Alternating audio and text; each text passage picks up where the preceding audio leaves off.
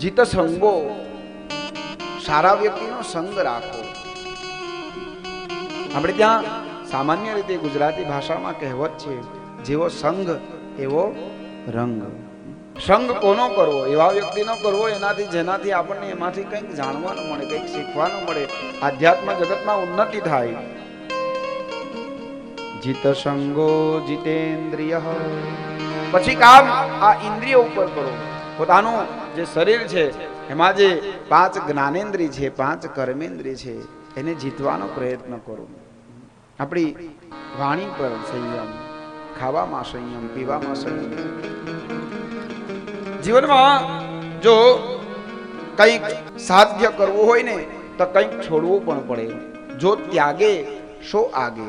જેને ત્યાગ કર્યો છે ને એને પરમાત્મા મળ્યા છે.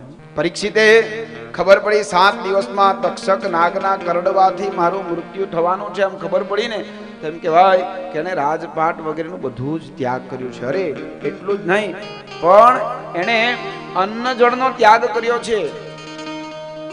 અન્ન છોડી દીધું છે, પયોવ્રત ધારણ કર્યું, પયપાન ખાલી કરે.